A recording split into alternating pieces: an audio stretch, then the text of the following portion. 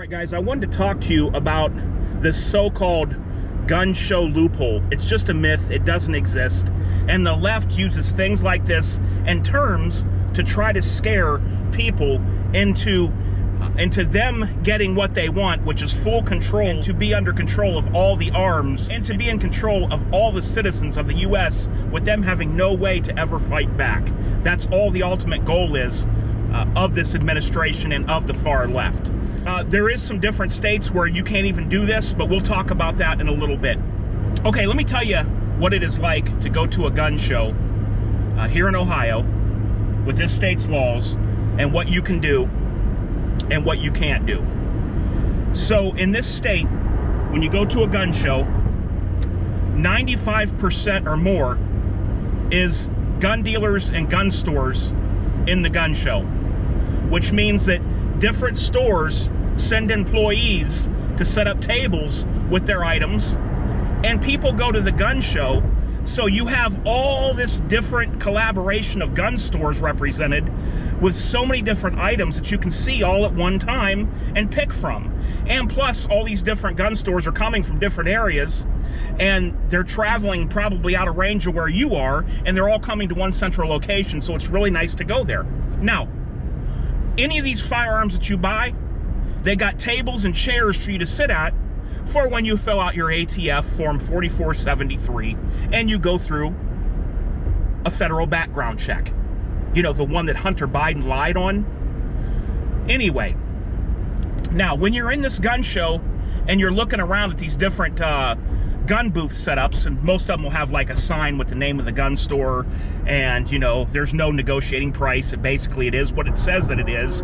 The guns are locked up by cables through the trigger guard or through the action. There's steel cables, and there's somebody right there, and you can pick up the gun on a retractable steel cable, and you can look at that firearm and check it out and see what you know, how it looks, and you know, if that's something you'd like to get, just like you would at the gun store. The only thing is there's a cable attached to it.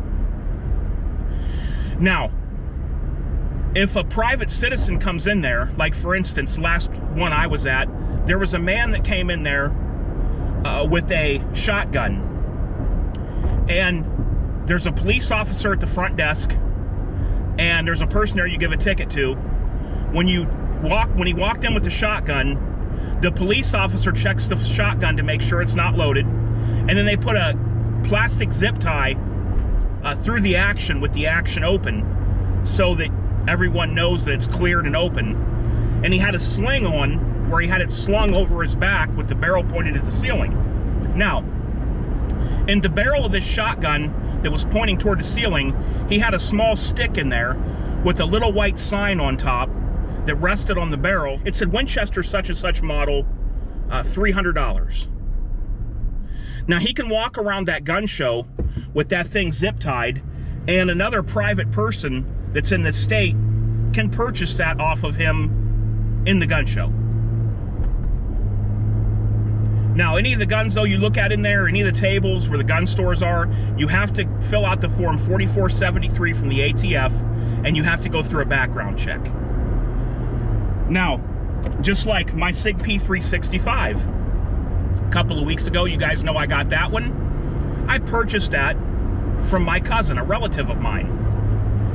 For whatever reason, he didn't care for it. I think the grip was too small. Nothing to do with the function of it. I think for him, the grip was a little too small. So I knew he didn't really care for it. So I talked to him, and we came up with an agreement on price, and I purchased the SIG P365 from my cousin. It's totally legal. Now, already in several states, what I just told you is already not legal. Several states, like California, New Jersey, Maryland, Massachusetts, Illinois, several states, and I'm not even mentioning, that I can't think of off the top of my head, where even if I was buying a gun off my cousin, I still would have to go through a background check. So it's not legal universal. So they're calling that man that brought in his shotgun with a little sign on it that said $300 into the gun show, they're calling that the loophole. They're calling me purchasing a SIG P365 off of my cousin, they're calling that the gun show loophole. And like I said, in a number of other states. You can't even do that already. So they want to scare people, just like this talk of purchasing guns off the internet. You cannot purchase guns off the internet.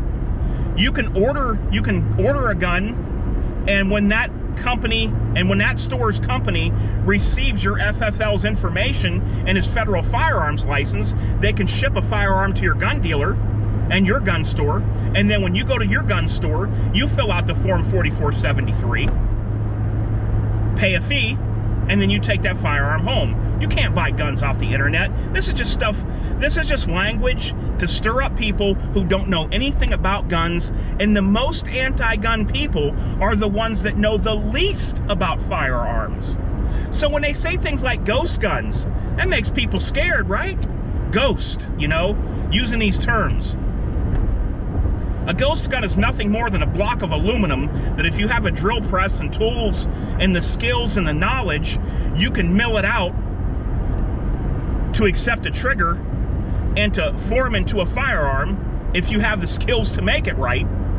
I've never done one. I have no use in doing one. But I think that people still have the right to. And if you make this in your own home and you never sell it, which is against the law, this is legal because the ATF doesn't have jurisdiction over that item. ATF has jurisdiction over interstate commerce. Let me ask you this. What do you think the impact of homemade guns made in a drill press in someone's basement would have on gun crime in Chicago and these other cities with high crime things and mass shootings? What impact would that have? Literally, it would have zero. We all know that. Even anti-gunners I talk to laugh and tell me, yeah, it would have, you're right, Paul. It would have no impact on it. What impact would banning a plastic arm brace have on crime and mass shootings and gun deaths and children dying in Chicago? Zero. Zilch. In fact, they're saying they want to ban a plastic brace because they think it makes your gun more accurate. So if I have a self-defense situation in my home, they would rather me have a gun that I could easily miss the intruder and go through a door and hit my neighbor than they would for me to have something accurate, because if you have something accurate, they think it's more deadly. So they want me to have something less accurate. It's asinine. Now, Jim Crow Joe doesn't know an arm brace from an umbrella handle. This is how you know that he has handlers that's speaking and whispering in his ear.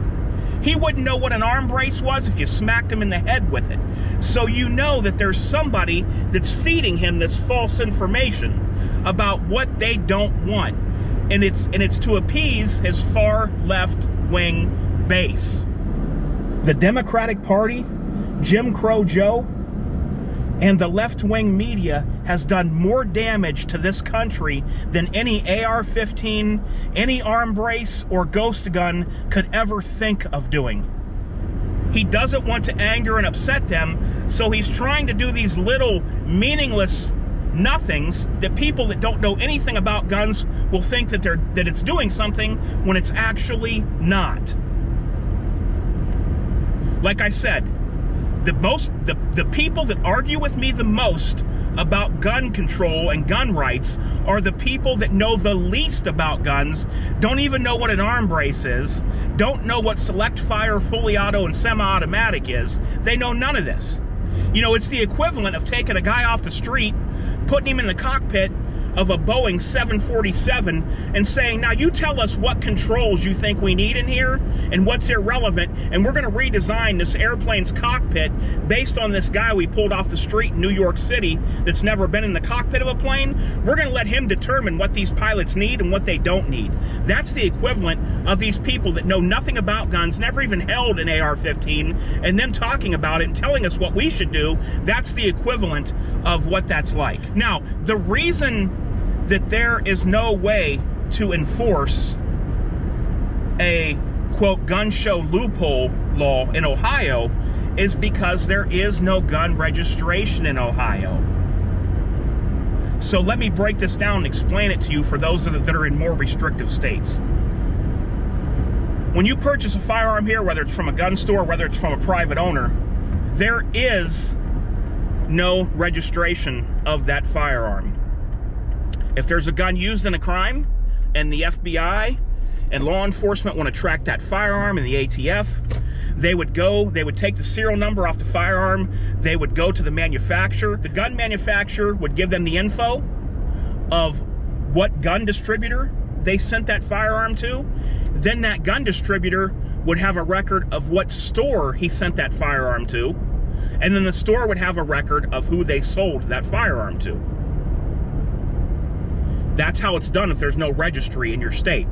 So let me tell you why that law cannot be enforced or used, even if it was put into place in Ohio. So since there's no gun registry in Ohio, the guns I have bought that are from the 90s, and I got a couple of guns from the 80s, and all this time up till now, if this law was put into place tomorrow, I could still buy and sell them in groups and forums I'm on, face-to-face private party, and no one would ever know. So how would you ever enforce that law? So if they said tomorrow in Ohio, everyone has to start going through a background check and private face-to-face transactions, which is already the way it is in a lot of states. If they said that was our law in Ohio tomorrow, what if I take my Smith & Wesson Model 29 that's from the 90s and sell that in a face-to-face transaction somewhere, and let's say later on down the line something happens, or that gun, some guy loses that gun and it gets turned into law enforcement and they want to track down where it came from, and they start tracking into that gun. Well, they don't know when I sold that gun to that guy. Could have been in the 90s. It could have been in 2021, right? There's no way to know because there is no gun registration. So with nothing to back up the law of face-to-face private transactions, there's no way to enforce it accurately. It just can't be done. You cannot track it. There's no way to track when I bought certain guns and when I didn't. So they can never stop a person from buying and selling guns, private face-to-face transaction, without a registration. And that's one of the reasons they want to push this, because the registration is coming next. And as we know from history, registration always comes before confiscation. They want to know where everything's at, and they want to have a record of everything. That's the ultimate goal of the government. They want to know who has what to point it out on the radar. There's people out there I know collecting AR-15s that have over 20 of them. Now that might red flag the government, but I know these people, and they're good, law-abiding citizens. It's never had a criminal history in their life, and they love it. They love the shooting sports, and they build them and they collect them. But this would red flag the government. Meanwhile, you got some criminal out there who's going to break into a house and steal one AR-15, and he's going to go commit a crime spree with it. That's just the way our government works. They abuse whatever power they have, just like they did with the FISA court and the Russia hoax and President Trump. They abused and lied to the FISA court and got away with it, and went through every little single piece of Donald Trump's life and his whole history through a FISA court that was set up for something totally different than what it was used for. That's how they abuse these laws. That is why red flag laws without due process are so unconstitutional. Because it could get to a point where the government says, if you say something anti-Joe Biden, they could red flag you and the cops could come take your firearms. You think that's funny? I don't. That's the way this country's headed, with the way these people are acting, shutting down our speech and shutting down what we can say on big tech and silencing us and pulling any story that goes against their agenda, and the left-wing party. That's the way it's headed. I don't trust them for a second. They could red flag everybody. There could be a pandemic, and they'll say, we're just going to red flag the whole country and stop firearm sales. I do not trust the government with too much power. It already has way too much power. So there you go, guys. I don't want to make this video way too long. I already went too long rambling as it is. But I hope that explains to you about the so-called gun show loophole and why it could never be enforced, because without registration, there's no way to prove when I bought or sold a used secondhand firearm. Until next time, guys, this is DOF, and I am out.